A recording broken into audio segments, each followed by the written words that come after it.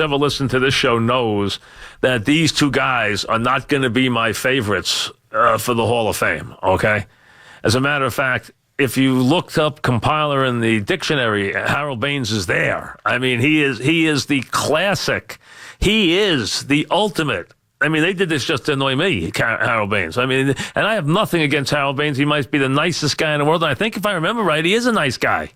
I think everybody loves him. I think that's true. So, and I don't like the idea of raining on anybody's Hall of Fame parade, but explain this to me in a second. How is Harold Baines in the Hall of Fame? I mean, you have to have had a couple of good seasons. I understand. I mean, is it just if you play 22 years, you're in automatically?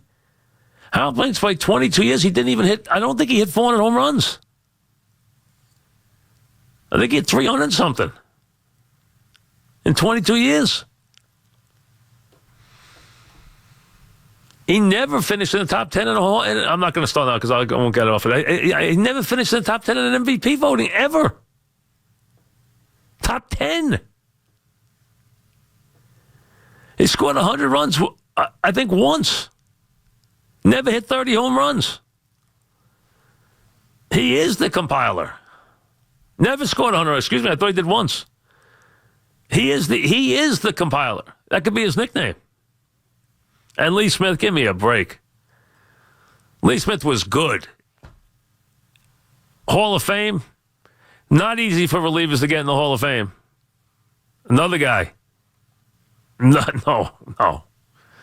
Listen, I wasn't even thrilled with Trevor Hoffman. You want me to like Lee Smith going in? All right, we'll get there. Mike in Connecticut. What's up, Mike? Hey, Mike. How you doing? Nice Good. job going today. What's happening? I got a question for you. Right. Coincidence or not, Giants had the biggest game they've had probably in 4 or 5 years. And my question to you is, isn't it weird without Beckham?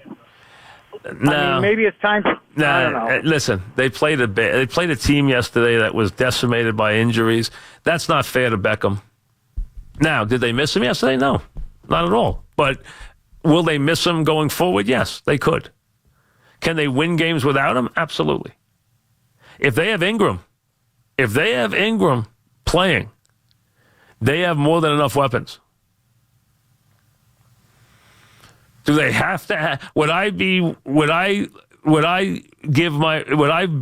allocate my resources the way the Giants have? No.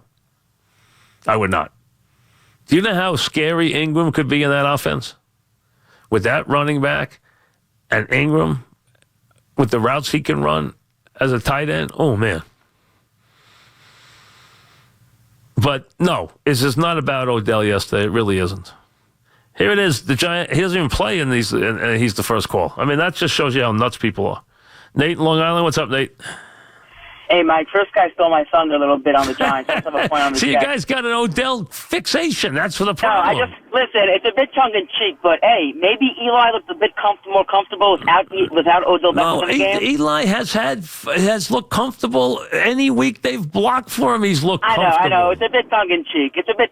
I think a lot of Giant fans are smiling. Oh, yeah, no, the Giant fans have got to stop having every thought they have be about Odell Beckham. That's the problem. And it's not even him. It's you guys. You guys got to stop thinking that everything ends and begins with Odell Beckham with this team. My first 2 calls today are about Odell Beckham didn't even play.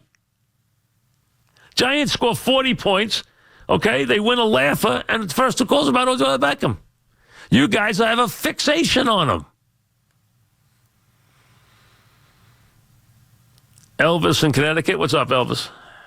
Hey, mate, I got to tell you, before I get into Eli, I went to Del Frisco's. Right. And I had that dessert that you were talking about 3 weeks ago. Yeah, the lemon cake. I would go back to that place just for the dessert. You would for a lemon cake. It's the best cake you will ever eat anywhere. I mean, that's it. It was unbelievable. First of all, Del Frisco's has as good a steaks as you will get anywhere. Number one. Now, it's not cheap. It's not cheap. I don't want people to fall over. It's not cheap. No, I know. Yeah, so it's an expensive restaurant, but it's really good. And the lemon cake is unbelievable. Oh, I never had a lemon cake before until I went there. Yeah, I mean, it was ridiculous. It is. I agree. But anyway, Hey, Mike, with Eli, now it just shows you when he's comfortable back there. I mean, next year, who are they going to get anyway? Well, we're going to hear this now. I mean, this is going to be a topic that's going to go on every day till the Giants make a decision. That's why I asked Pat about it last week. I saw it coming. I mean, as they've started to get things straightened away and started to run the ball a little better, which means they could get into a little play action stuff. Now, Eli still got hit a lot yesterday, too many times. And they did some bad blocking yesterday at times. But here's the thing. He's not turning the ball over, which is critical. And that's the thing. You can't turn the ball over when you get hit. That's one of the things. As an example, look at Prescott yesterday. When he gets hit, he turns the ball over. He cannot turn the ball over. You can get hit. You can get sacked. You can't turn the ball over when you get sacked. That's what you have to stay away from. And both those young quarterbacks have an incredible habit of fumbling the ball. Wentz and Prescott fumble the ball all the time. Neil in Jersey, what's up, Neil? Hey, Mike, how you doing? Thanks for taking my call. Yeah, what's up? Before I get to my football points, I couldn't agree with you more about Harold Baines. Let's not do Baines right now, but we'll get to him later on. But yes, he's an easy one. Yeah. Okay. He's an easy one. No problem. My first giant point is, it's amazing that everybody's talked about replacing Eli Manning and how we should be giving reps to the other guy, and then we give reps to the other guy. Everybody calls and says, why are you giving reps to the other guy? No, that wasn't. Listen, he went in yesterday. They gave him reps because the game was a laugher, and the kid goes in and completely bombs. He can't even complete a pass. Terrible. So people were dying to get this guy in the game, but I've never seen a coach tweak the media the way he did yesterday. That is really unusual to use a backup quarterback to that message. That is highly unusual. Let play that again for Chris. This coaches don't usually do this. This is he had his fill of this all year. You could tell because this is highly unusual. Now, as you know, he went 0 for 5 and threw a pick in what was a rocking chair game. Go ahead, let's listen. I've fielded enough questions regarding Kyle Lauletta that those of you that were interested in seeing him, hopefully you got a chance to see what you were looking for. Ooh, now that's like, I've been listening to this. Yeah, you happy now? You got it?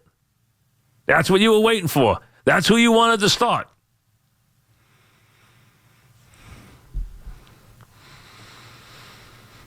Anthony in Union, what's up, Anthony? Hey, Mike, how are you? What's happening? Just want to talk about the Giants game yesterday. Good team win. Obviously can't say enough about, Saquon Barkley. And I was literally just going to comment on what you were just talking about, what, Shermer said about Lauletta. And I'm literally watching Lauletta as he comes in yesterday. And I'm saying to myself, this is exactly what Giant fans want to see, what this kid could do. He came in, threw an interception, couldn't complete a pass. And I'm sitting back and I'm saying to myself, wow, I wonder what every Giant fan is saying right now, because I am going to miss Eli Manning when he's not there anymore. Hey, the bottom line is he's still here, okay? But it's not just the Giant some of the Giant fans. It has been a big portion of the media that have wanted to run Eli out of here so badly. It is unbelievable. And again, the Giants did a terrible job in rebuilding this team around Eli. And yes, Eli needs a good offensive line, but you know what? So does everybody else. Nobody performs well without a good offensive line. It doesn't work. Go ask Prescott, who's been sacked like 47 times this year and leads the league in fumbles, or is second in the league in fumbles. I mean, it changes everything when you get hit at the quarterback position. No quarterback performs well when he's getting dropped. I don't care what his name is. Can he make the throws? Can he deliver the ball when he's got time? And the answer is, sure can. Matt in New York, what's up, Matt? Hey, Mike, love the show. What's happening? I'm a 49ers fan. Just want to get this out there, okay? Mm-hmm. But watching the Giants from afar, why wouldn't every Giant fan want to squeeze out every amount of talent that he has? Because they've been losing, and they blame the quarterback when it's not his fault. Because it's what football fans do.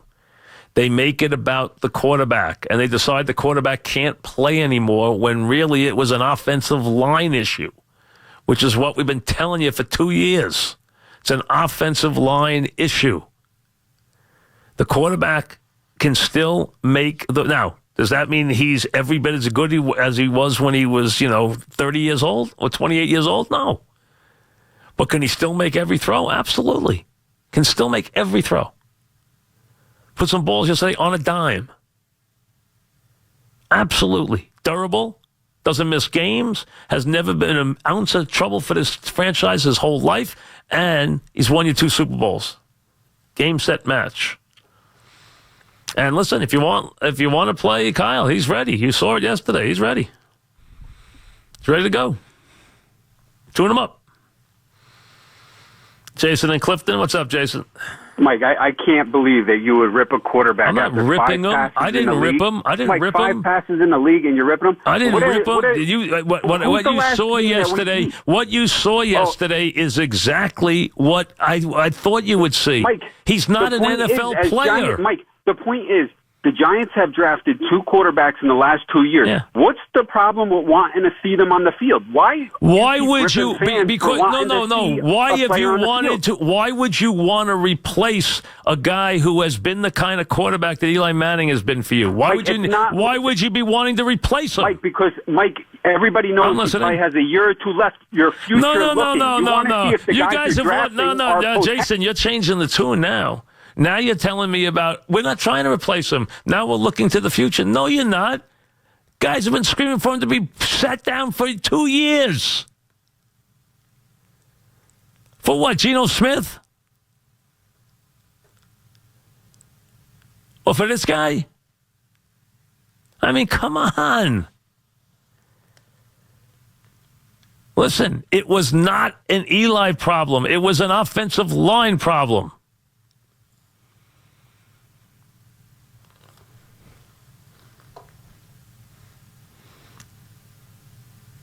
Steve in Marlboro. What's up, Steve? Hello, Mike. Longtime Giant fan. Called now a number of times. So I want to hear your thoughts on this. I know the Giants played a very weakened Redskin team yesterday, and to me, it was not coincidental. In addition to that Odell Beckham wasn't on the field. I've always been a big believer that sometimes addition by subtraction. I think you're writing too much into it. I really do. And listen, I'm not the biggest Odell fan, but I think you're writing way too much into it. Way too much into it. That the bottom line is they were able to run the ball. It set up everything else. They got it. They got a quickie turnover touchdown. All right. Sanchez made a terrible throw. Sanchez is not ready to play. He should not have been playing. He was not ready to play. He threw a pick 6. Now you're off and running. Now you get drive the ball down. They should have got a touchdown. They didn't. It was not a great drive. They then get the touchdown, the big touchdown. Now it's 17-0. You're off to the races. They have no ability to come back from 17-0 down. Yeah, the Giants then tune it up for a quarter and a half where they do whatever they want, and then the game's over. That's all. Yeah, that's true. But just on another note, just to go back a little bit historically, if you remember, and I'm not comparing this Giant team to the prior one way back, I think it was 2007. I think it was Shockey when he was a tight end for them. The minute he got off the field, they just seem to be like a more relaxed team and can think more about just playing football than having to satisfy their needs as far as their goals and their targets. I'd have to see that more to say that they can't win with him.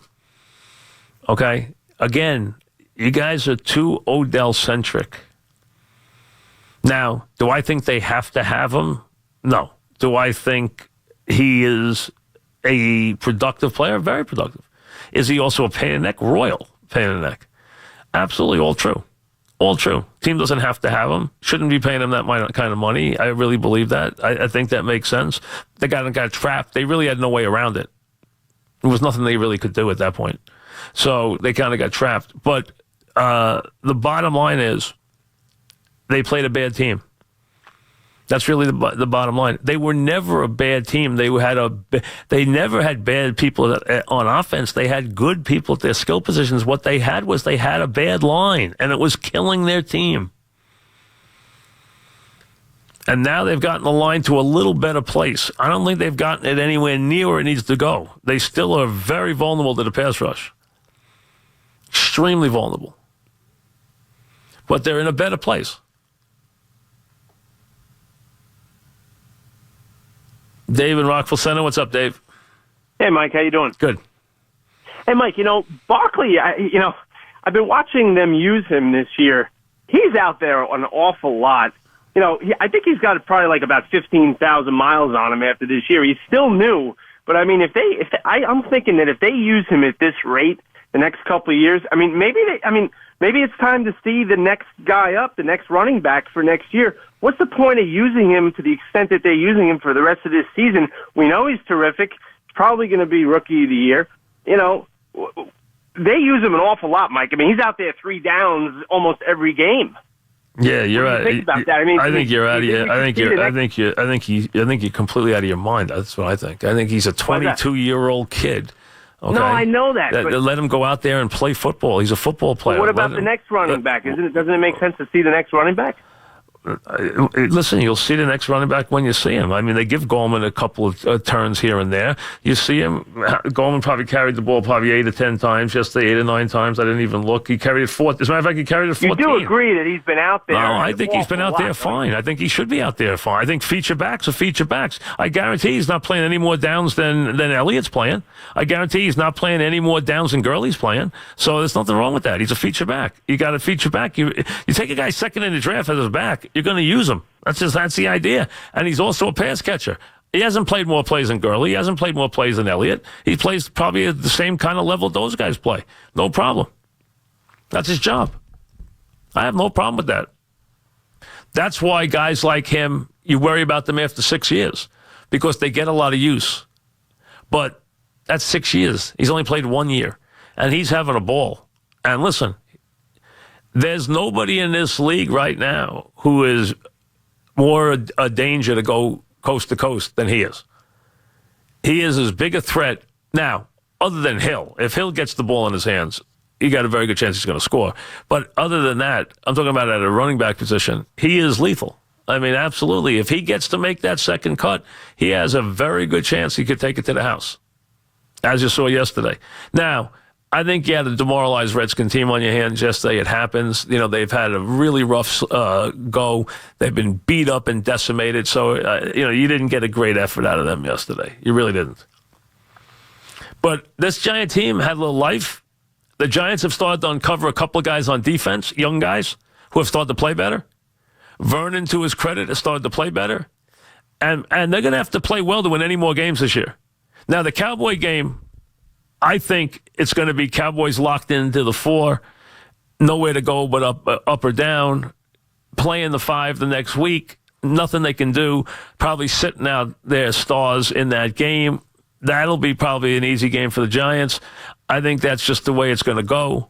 But these next 2 weeks, they're playing 7 and 6 teams right now in Indianapolis and Tennessee, and neither's going to be easy. Tennessee, they can beat them. They're here.